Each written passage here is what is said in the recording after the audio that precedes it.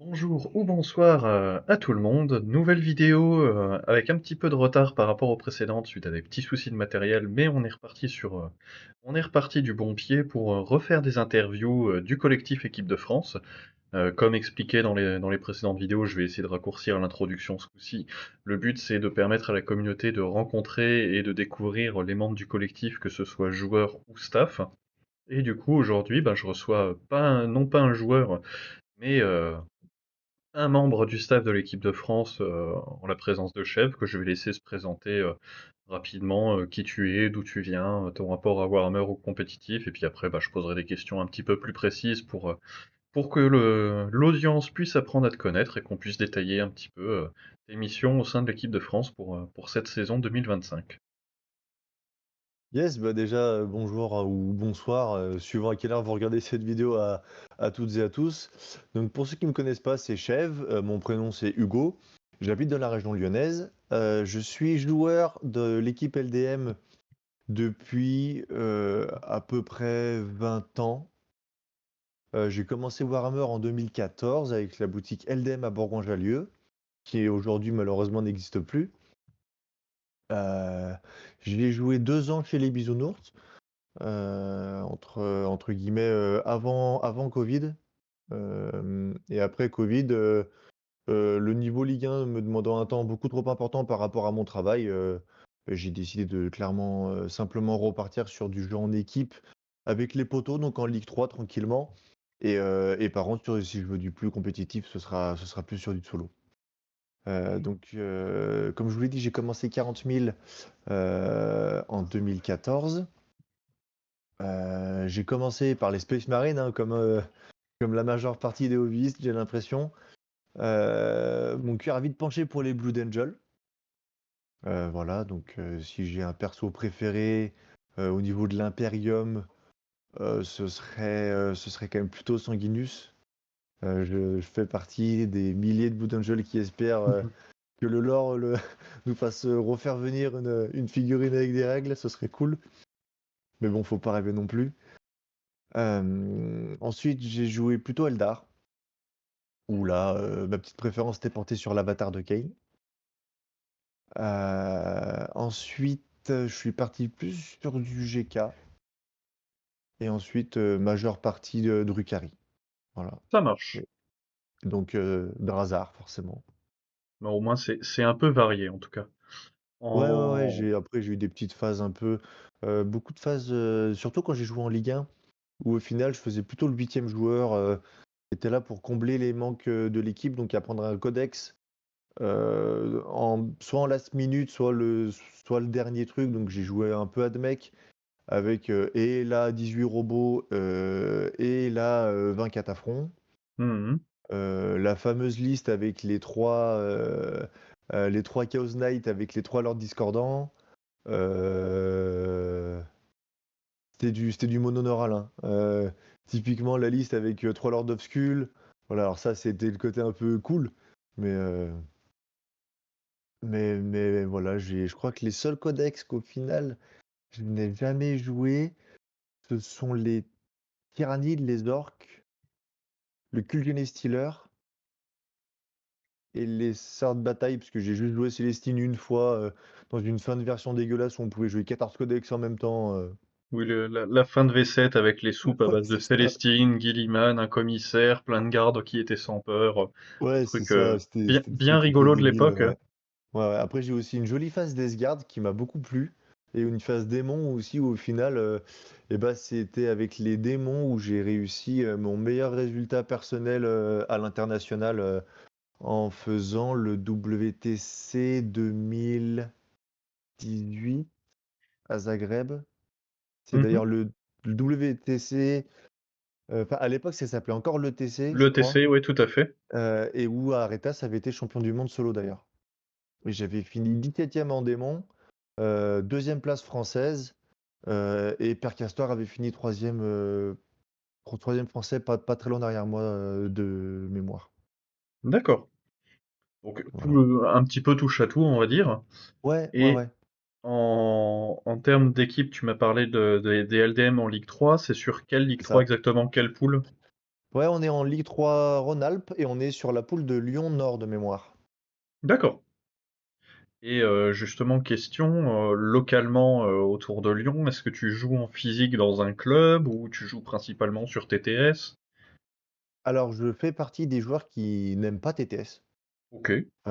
C'est d'ailleurs pour ça que je ne suis plus au niveau, je suis simplement plus au niveau, au haut niveau. Voilà, simplement. Pourquoi? Bah, juste parce que je travaille sur un PC, donc la dernière chose que j'ai envie de faire en rentrant chez moi, bah, c'est de rallumer un PC. Tout simplement.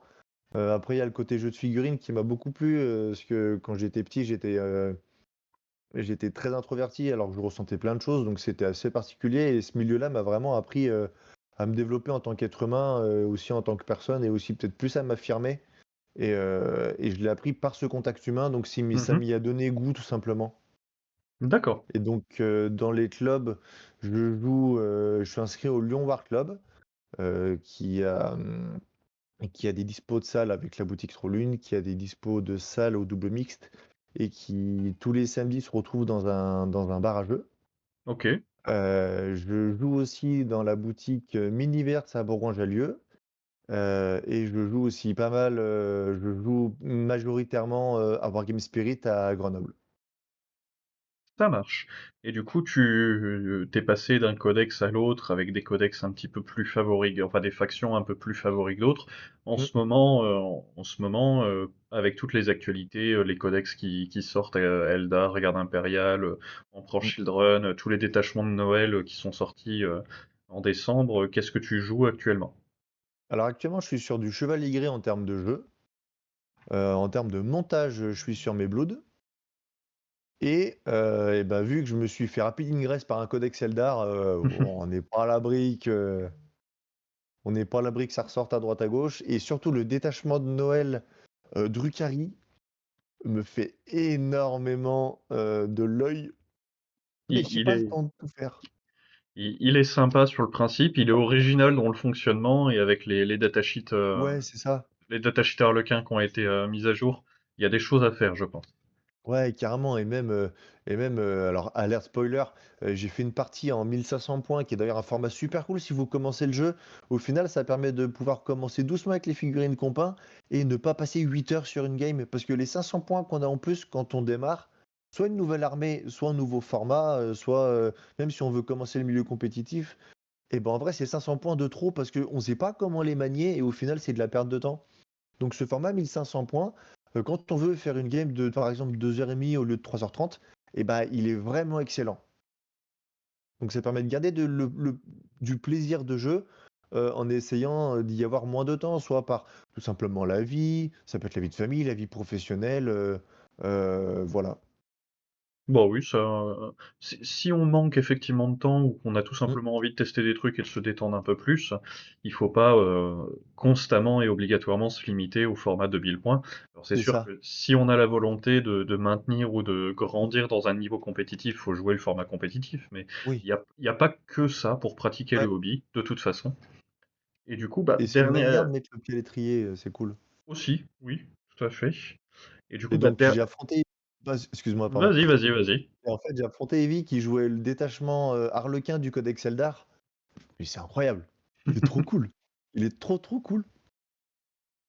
Il est trop ouf. Alors je peux pas encore en parler parce que tout n'est pas sorti, mais franchement, pour les joueurs, qui attendaient l'Arlequin, c'est vraiment sympa. Il y a des choses à faire. Ouais. Dernière question jeu avant de parler un peu plus de l'équipe de France, même si ça va avoir un petit rapport, mine de rien. Mmh. C'est quoi ton expérience des grands événements, que ce soit national avec des Open en France ou international avec le War Master, tu as déjà parlé de Zagreb à l'époque de l'ETC, Ouais. mais les événements internationaux actuels type Pira, Mmh. London GT, LVO, Alpine, WTC, hein, forcément. Ouais. Et puis comme ça, après, on rentre dans le vif, équipe de France, par exemple, avec tes expériences WTC. Ça fera la bonne transition, on va dire. Yes. Alors pour tout ce qui est tournoi, gros tournois français, bah, je les ai à peu près tous faits, enfin, sauf ceux qui sont trop à l'ouest parce que j'y ai pas trop accès, mais Globalement, l'Ogre, c'est un tournoi que je fais très régulièrement dès que je peux parce qu'il est vraiment génial. C'est pareil pour le Fromel, le FWD quand on le fait, mais ça c'est plus du côté orga, donc au final ça compte pas vraiment. Après, en termes de ligue, j'ai fait tout le circuit compétitif français depuis 2012. Non, depuis 2016, à peu près 2016-2018 environ. Ouais, 2018. Et à l'étranger, bah, malheureusement, c'est là où au final ça pêche un peu parce que j'ai pas vraiment encore eu le temps. Enfin, je l'ai pas forcément pris non plus de faire des tournois type London GT que je rêve de faire, le LVO que je rêve de faire, C'est un peu plus Atlanta que loin. j'aimerais bien, mais il faut un Golden. Euh, Typiquement, ouais, tout ce qui est déjà outre-Manche, ça me chauffe beaucoup. Même les tournois allemands, j'en ai pas fait. Enfin, tu vois, Pira et autres en Et- équipe, j'en ai pas fait non plus. Alors après, cette année, avec la saison de l'EDEV, j'aimerais en faire au moins un avec l'équipe avant le WTC. Mais sinon, c'est vrai qu'en termes de tournois à l'étranger, mis à part le Winter Team Championship qui était organisé par Juro à Zagreb, Mhm. je l'ai fait une fois, je l'ai fait qu'une fois d'ailleurs. Euh, c'est à Oui, bon, peu près après, les rien seules expériences n'en- que j'ai hors WTC. rien n'empêche d'avoir d'autres opportunités plus tard, de toute façon. Ouais, carrément. Non, puis après, il y a aussi un sujet où, mine de rien, bah, il y a aussi la vie professionnelle qui compte Oui, et oui, quand oui. tu as un poste à responsabilité, tu peux pas dire à ton patron, bah tiens, je me barre le dernier jour de la semaine où il y a le comité de direction où je suis membre et je reviens le mardi, donc ça veut dire que mon équipe, le lundi, il se débrouille sans moi, quoi.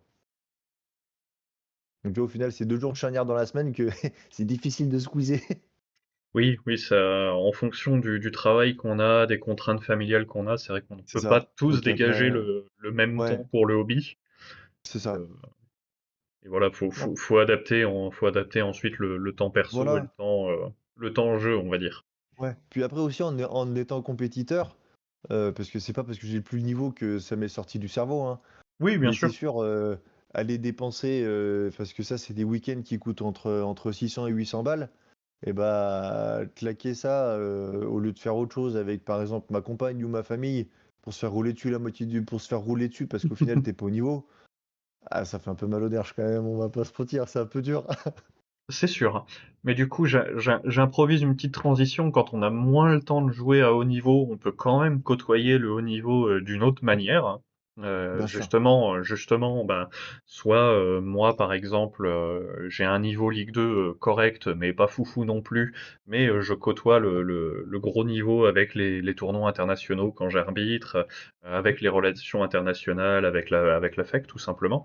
Mais voilà, ça me laisse moins de temps pour tryhard, on va dire.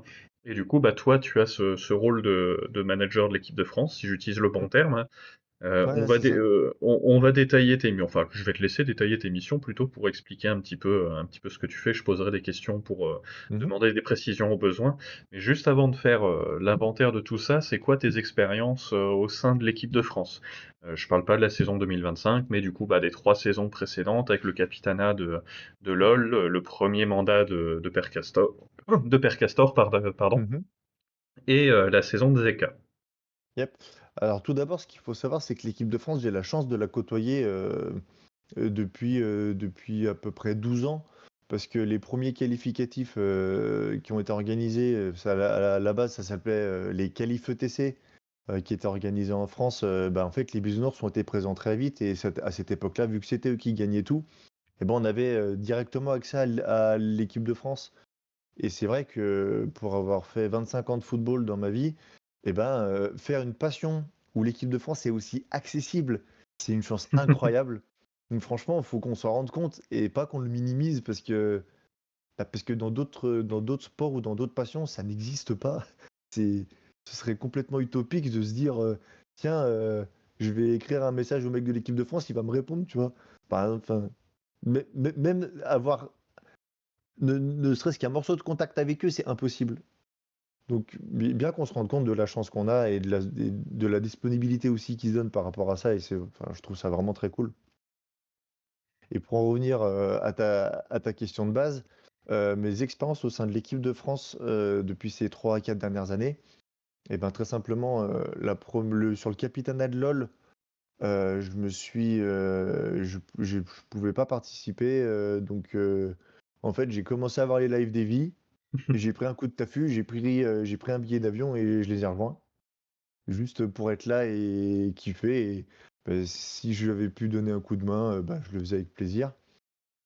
L'année d'après, j'avais participé au Barmaster et après, j'étais resté, voilà, simplement pour kiffer, j'avais pris le même hôtel qu'eux, on était à côté, c'était sympa.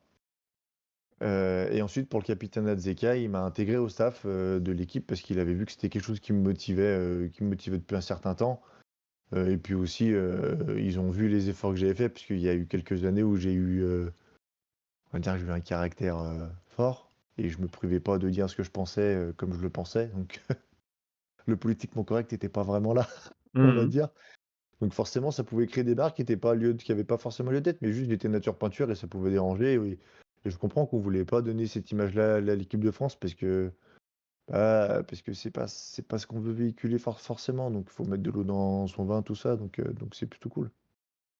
Et là, cette année, avec Olivier, il m'a rappelé début de saison peu de temps après son capitanat d'ailleurs, après le Big Four, pour demander de prendre le lead sur tout ce qui est gestion interne autre que jeu. D'accord. Donc le Donc, but, c'était de constituer une équipe.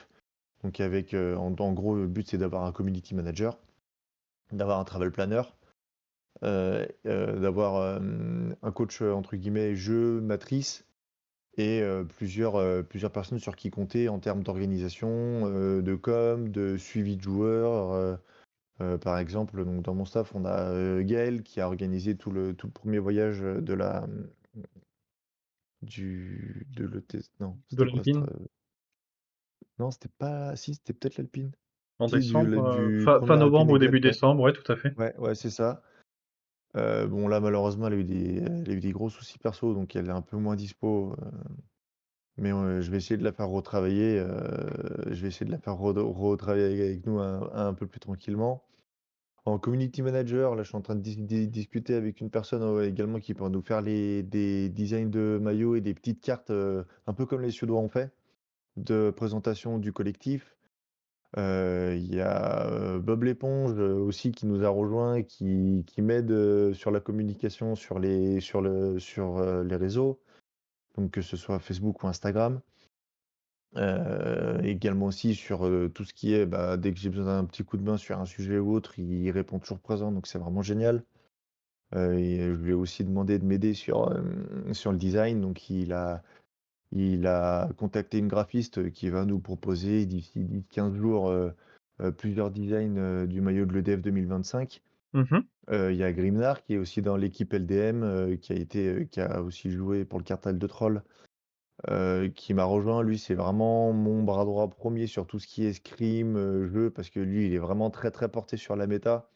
Il suit un peu tout, donc il a aussi cette vision de jeu que moi j'ai pas forcément en fait, j'ai plus ce niveau-là de connaissance de tout ce qui sort, de tout ce qui suit, pour capter si un joueur a fait une erreur de liste au moment où on doit faire un PDF complet pour donner les listes avec un scrim, voilà ce genre de choses. Et mon rôle à moi c'est de chapeauter un peu tout ce petit monde. On discute pas mal avec Olivier et je suis aussi le premier lien entre EDF et FEC. D'accord, bah, justement, c'était la question Voilà. que j'allais poser ensuite. Comme la l'équipe de France est vraiment une instance, «indépendante» entre guillemets, bon, Oui, ça dépend avec des gros guillemets de la FEC, puisque c'est la FEC qui met en oui, place, le circuit équipe, le Big Four, tout le soutien de la fédération à l'équipe, mais oui, l'équipe, «s'autogère» entre guillemets. oui. Enfin, indépendant, je trouve pas, c'est peut-être pas le bon mot parce que je veux pas, enfin, ce qui est très important de dire, c'est que l'équipe de France serait pas ce qu'elle est sans la FEC. Clairement, ça n'existerait pas. On n'aurait pas à ce niveau. On en serait, sans la FEC, on en serait resté à une équipe de mecs qui gagnent tout et qui se fait auto-confiance, en fait. Oui, la FEC a permis une ouverture, la FEC a permis une structure, et surtout, la FEC a permis de donner une qualité de tournoi qu'il y a nulle part ailleurs à l'étranger. Mais ça, faut s'en rendre compte. Alors, oui, perso, j'ai pas fait beaucoup de tournois à l'étranger, Par contre, quand on se pointe au WTC et qu'il y a à peu près 80% des orgas étrangers qui vont voir les arbitres de la FEC, qui vont voir Mathieu, Ben, toi, pour vous dire, écoutez les gars, on aimerait bien faire un peu comme vous chez nous. Il Je trouve c'est pas assez communiqué, et on le dit pas assez, Mmh. et c'est pas pour faire, de la lèche ou je sais pas quoi, parce que je suis aussi au bureau de la FEC, c'est juste pour, en fait, se rendre compte du boulot de ces gens-là. Et juste, ils le prennent sur le soir, sur les week-ends, sur le temps où, bah, d'autres ils sont avec leurs femmes et leurs gamins, ou d'autres ils sont au boulot, ou d'autres ils font un peu ce qu'ils veulent. Et bah, eux, ils le passent à chercher des sponsors, à faire des contrats, à trouver des solutions pour amener de l'argent, à gérer les problèmes qui se passent sur les tournois, à essayer de s'améliorer, à faire des formations, à les mettre en ligne sur YouTube, à faire des vidéos. Et faut pas le négliger parce que c'est tout ce travail de l'ombre. C'est sur les 100%, par exemple, on va acter que la saison 2024 qui se termine par un titre de champion du monde, ça c'est 100%. D'accord? Et ben le boulot de la FEC, il est de 80% là-dessus. Il y a quand même la performance des joueurs, mais Oui, je suis disons d'accord avec toi, qu'on mais on la travaille à vous performance des donner joueurs, elle est là parce que. des bonnes mais la perf- conditions. oui, mais la performance des joueurs, elle est là parce qu'on leur demande que ça. C'est-à-dire, t'es un joueur de l'EDF, t'as un truc à faire, c'est jouer et gagner.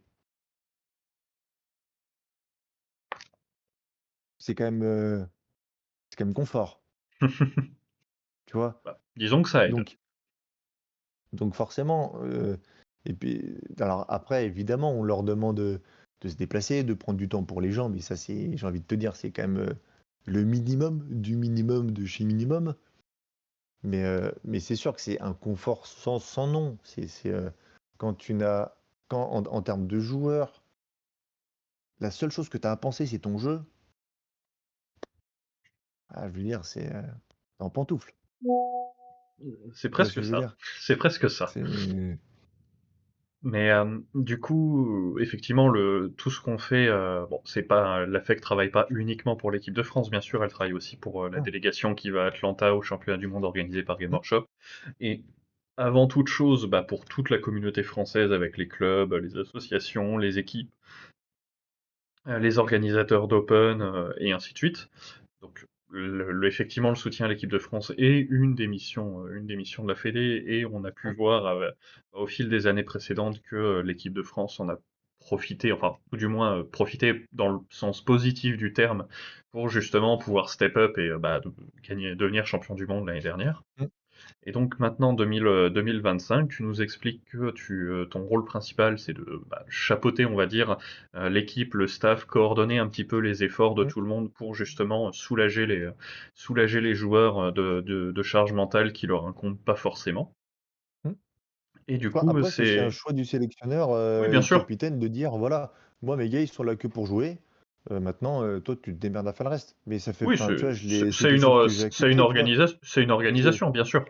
Ouais, après c'est aussi comme ça que enfin, si tu veux, en termes de management, c'est simple parce que tu demandes en fait, tu vas te servir du potentiel de la personne que tu as en face de toi, en l'optimisant. Typiquement, si tu as quelqu'un qui aime pas parler, tu vas pas lui demander de faire de la com. C'est Logique. pas plus compliqué que ça. Logique, effectivement, mais c'est une organisation Ouais, qui a été réfléchie, qui a été choisie. Et oui, du coup, là actuellement, c'est quoi on en a déjà parlé par exemple dans l'antenne EDF ce ouais, mercredi, la semaine dernière, au moment où on enregistre cette interview, mais bon, ça mange pas de pain d'en reparler rapidement pendant mmh, ce petit temps qui t'est dédié. C'est quoi les projets actuellement, là on enregistre début février, les mmh. prochaines étapes de l'EDF, d'un point de vue staff, les prochains avancements qui arrivent, ce dont tu peux Alors nous parler, bien sûr. ouais. Alors, point de vue staff, Pour qu'on le puisse, premier sujet, le plus gros, c'est le pour qu'on design du puisse maillot. voilà, pour qu'on puisse entre guillemets avoir une vue un peu plus précise avec Ouais. des exemples, bah, ce sur quoi tu travailles pour l'EDF à l'instant T. Bah, là, très clairement, on est en train de bosser sur les designs du maillot 2025. On travaille aussi étroitement avec la FEC, enfin, surtout la FEC fait le boulot, et ensuite nous, enfin, j'aide. J'ai juste un lien avec un ancien fournisseur, mais on cherche d'autres, la FEC, cherche de nouveaux partenaires. Il y a eu un appel d'offres qui a été lancé pour la fabrication des maillots et du textile. On regarde aussi avec d'autres partenaires pour créer des goodies. On regarde pour créer des événements. essayer de créer plus de hype. Là, je travaille beaucoup à faire suivre sur le compte EDF, que ce soit Facebook ou Instagram avec Bob, bah, déjà les vidéos que tu fais. Mhm. Tu vois, là typiquement, je dis pas qu'on a du retard, mais le but c'est d'essayer de faire en gros tous les 3 jours, essayer de faire sortir quelque chose pour un peu garder les gens en haleine. Donc vu que tu Et prends de des la vidéos courtes, régularité, oui. bah voilà, c'est vraiment génial parce que tu vois, ce week-end on avait l'ITT, on avait 3 jours du collectif, donc on a plutôt fiabilisé là-dessus. Là, début de semaine, on va repartir sur des petites vidéos de présentation. On va relancer également ce que tu avais fait, la rediffusion du live EDF et ensuite la rediffusion de la Ligue 1. Donc c'est vrai que le but, là, le gros de mon boulot, il est sur le design et garder la communauté en haleine. C'est D'accord. vraiment d'avoir euh, une com qui permette à la communauté de se rendre compte de ce qu'on fait. Là, je suis allé voir, typiquement, je suis allé, je suis allé complètement espionner ce que faisait la Suède sur leur communication parce que je la trouve cool. Et ils ont fait un petit planning aux couleurs de leur pays, tu Mhm. vois, mois par mois jusqu'au WTC. Donc, je vais essayer de faire sortir un truc comme ça. Enfin voilà, il y a plusieurs petites choses. On a ouvert un canal de discussion, un partenariat un peu plus, euh, un partenariat très, très, très ouvert avec la Suède, puisque Mhm. bah, c'est le pays qui nous a posé le plus de problèmes jusqu'à maintenant. En fait, on les a historiquement jamais battus, hein. Oui, Euh, effectivement. euh, voilà. Il y avait que l'Angleterre avec qui c'était pas arrivé, mais c'est fait. Donc ouais, on a ouvert ça avec eux. On a ouvert un Discord spécifique pour échanger sur la méta, la méthode de matrice, les pairings, pour qu'on en tire le meilleur bénéfice pour les deux parties. Et que ça tire tout le monde vers le haut, tout simplement. C'est ça. C'est ça. Bah, c'est aussi d'ailleurs, entre guillemets, ce que tu disais. Oui, en effet, c'est pas la fête qui fait tout. Mais tu vois, au final, une délégation nationale, c'est le fruit de la fédération qui la supporte. Mhm. Et de tout, bah, Donc, toute la communauté derrière. c'est ça. Et tu vois, tout ce qui est ligue, tout ce qui est open, tout ce qui est GT, ça a permis à des joueurs de se révéler qu'on n'aurait jamais vu avant. Tu vois, par exemple, moi j'ai connu LBS, il avait 10 ans de moins.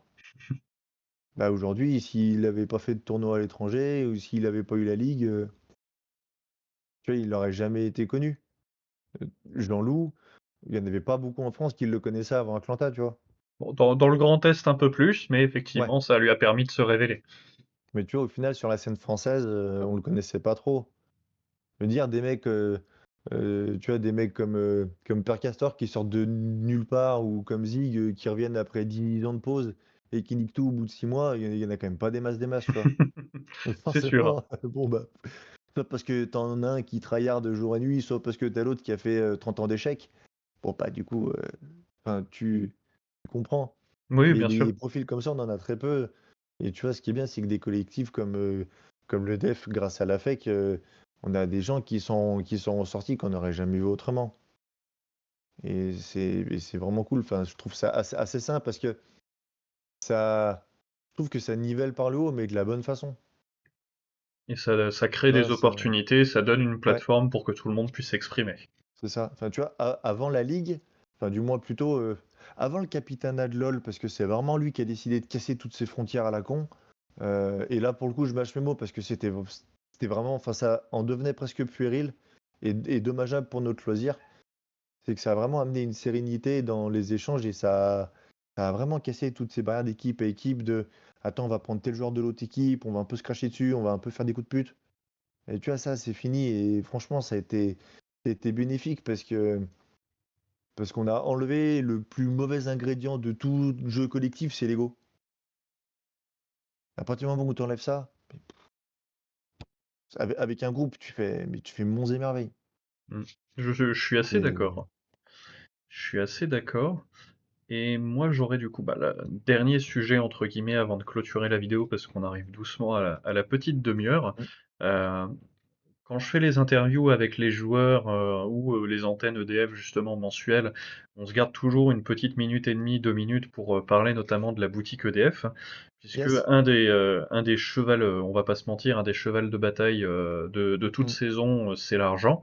Et Ouais. en tant que bah, du coup manager, membre du staff, tu as une vision un peu plus précise que les joueurs, ou même que moi, puisque moi je fais la promotion du truc, mais c'est pas moi qui suis à l'origine.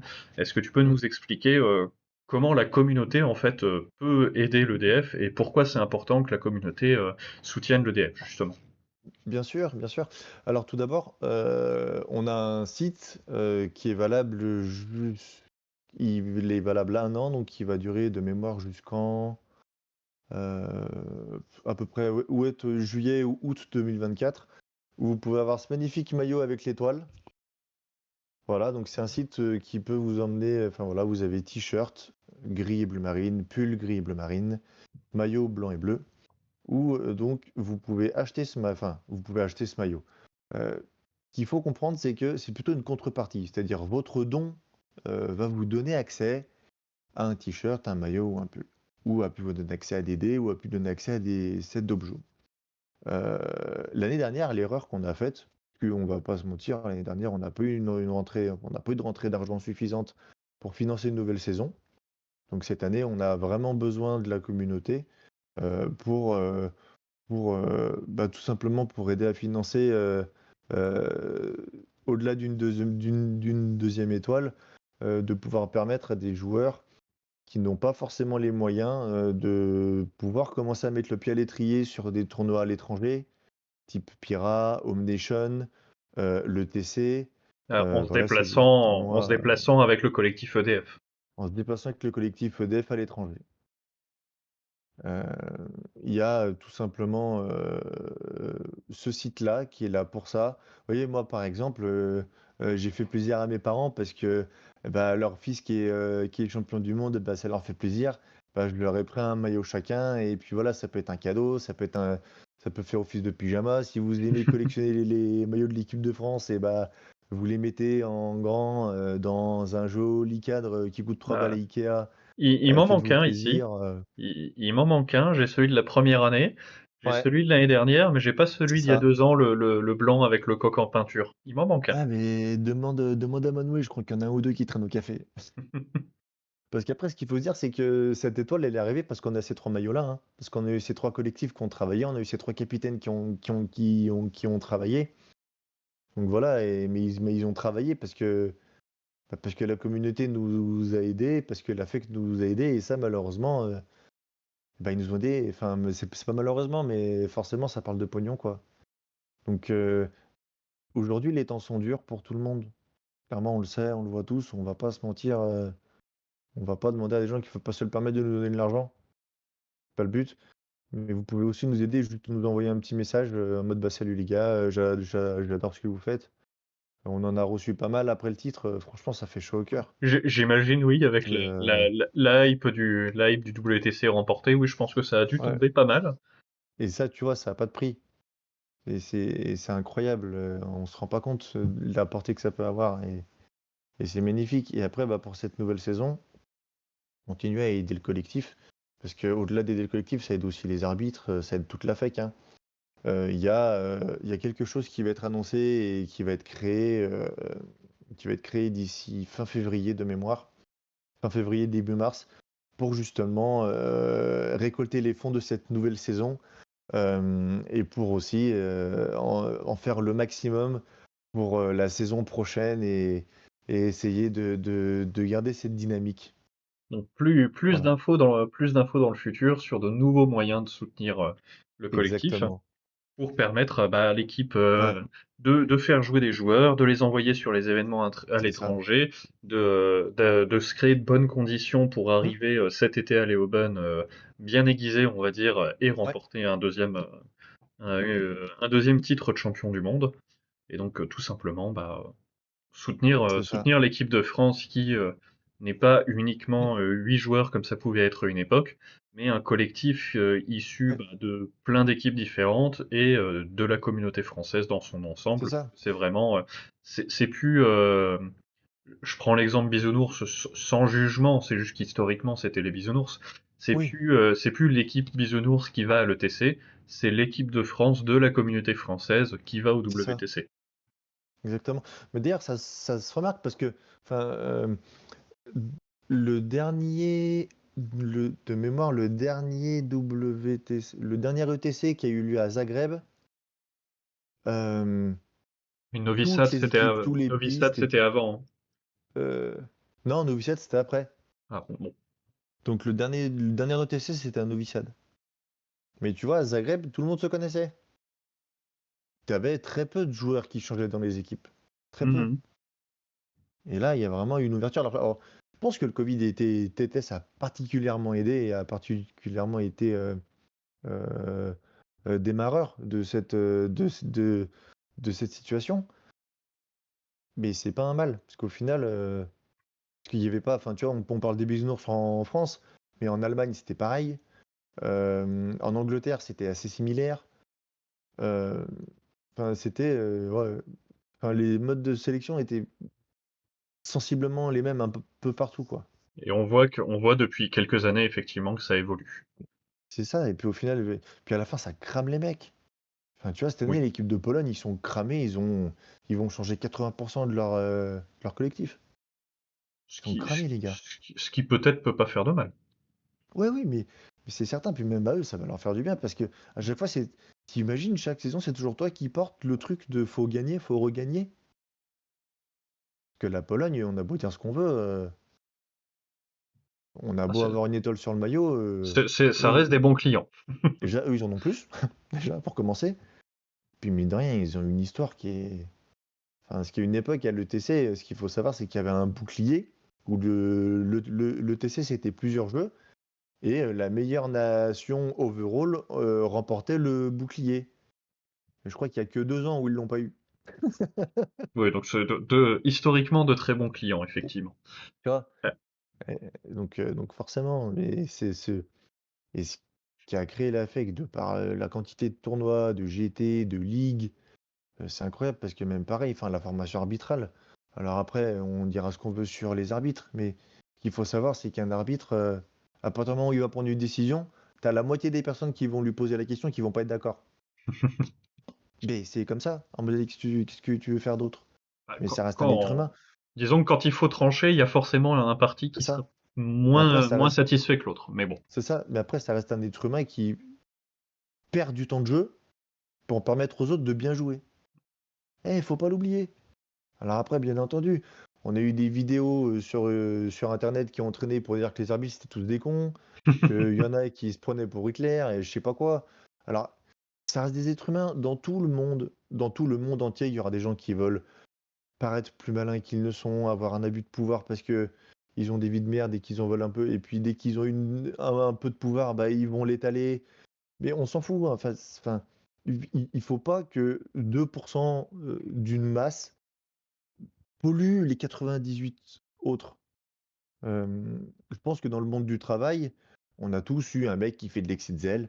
Bah voilà, bah, il y a peut-être des arbitres qui le font, mais c'est pas mal intentionné en fait. Et ça, faut s'en rendre compte. Parce que c'est du bénévolat, encore une fois, il faut pas l'oublier. Tout le taf qu'on fait aussi à l'équipe de France, bah, c'est du bénévolat, hein, c'est sur notre temps perso. Donc, moi, malheureusement, en tant qu'arbitre, bah, le fait d'être aussi dans l'EDF, ben, j'ai moins le temps pour l'arbitrage et j'ai moins le temps pour le bureau de la FEC. Parce que je dois me concentrer ailleurs et que je peux pas non plus mettre tout mon temps sur une partie de ce hobby-là. Mhm. Donc après, je pense que le message vraiment que moi personnellement j'ai envie de faire passer de par ma position maintenant dans l'EDF, c'est en fait Bah, justement, n'oublions pas que le premier justement, objectif de ce jeu c'est de kiffer. Mais de bah, kiffer ensemble. on est sur les 40 minutes de vidéo, on a explosé un petit peu le compteur, mais c'est pas grave. Et justement, pour recentrer un petit peu, parce qu'on a un petit peu dévié, mais c'est intéressant quand même. Ouais, Mais my bad. c'est pas grave. Pour recentrer sur l'EDF, je te donne le mot de la fin, tout simplement, pour conclure la vidéo. Parce qu'on a abordé un petit peu tous les sujets que moi je souhaitais évoquer avec toi pour que tout simplement la communauté puisse te connaître un peu plus et surtout ton rôle au sein de l'équipe de France, puisque on connaît les joueurs, on connaît moins le staff qui agit dans l'ombre. Yes. Donc merci à toi déjà d'être venu pour faire cette interview et puis Si tu as un message à faire passer, une annonce de quelque chose qui va arriver, Ouais. je ne sais pas, mais je te laisse la conclusion. Ouais. Bah écoute, déjà, merci à toi pour tout ce que tu fais pour nous donner cette visibilité-là. C'est vraiment super cool. Pour le mot de la fin, ce serait tout simplement bah, merci de votre soutien. Et vous pouvez nous soutenir de plein de façons différentes. Il n'y a pas que par l'argent. Typiquement, bah, si vous avez une boîte et que vous voulez aider l'équipe de France avec des goodies ou des lots, faites-le, il n'y a pas de problème. Si vous êtes travel planner et que vous voulez nous aider à organiser nos voyages, mais avec grand plaisir. Si vous êtes, je sais pas, si vous habitez par exemple un pays qui va recevoir un tournoi comme le Nation ou la Pierre Cup ou autre, mais bah, que vous connaissez ce qui se passe dans le coin, avec grand plaisir, juste un petit message. Ça fait toujours plaisir. Donc, et pour ma part, c'est un véritable honneur que de représenter mon pays à l'étranger par ma passion. Et je pense qu'on le dit pas assez, mais ou du moins, je sais pas si on le dit pas par ego ou je sais pas quoi, mais pour le titre de 2024, j'ai chialé tout ce que j'avais, hein. Franchement, vous avez pas vu à la caméra, heureusement, parce que Bast et Evie ont été cool avec moi. Mais vous vous rendez pas compte le bonheur que c'est et avoir cette vague d'amour que vous nous avez balancé à la gueule. Mais c'est, il y a pas de mots. En vrai, il y a pas de mots. Donc merci infiniment. Certains de mes potes vont dire que je suis encore malaisant parce que je parle trop, mais c'est une dédicace. Bon, Et c'est franchement, c'est à ça que ça sert aussi les interviews. voilà. Donc franchement, merci. Et on a une communauté et un jeu en or. Et fondamentalement, pour avoir vu d'autres commus, dans d'autres jeux, dans d'autres pratiques, c'est à nous d'avoir la responsabilité de garder cette bienveillance et gardons-la parce que c'est ce qui fait notre qualité. Vraiment. Et de continuer à garder le Mmh. jeu aussi sain qu'il est, Ouais, avec l'implication de tout le monde. c'est ça. Euh, En tout cas, bah, merci encore à toi. Je remettrai le lien de la boutique en description de la vidéo. Mmh. Pareil, je mettrai les liens de la page Facebook et de la page Insta de l'équipe de France. Et puis, du Yes, coup, bah, je souhaite une bonne soirée ou une bonne journée à tous ceux qui nous écoutent. Et puis, on se retrouvera bientôt pour une nouvelle interview. Et je pense que le prochain, si j'arrive à recaler une date, ce sera Tsantsukal. Nous verrons bien. ça marche. Eh ben, merci beaucoup, Johan, et puis salut à tous.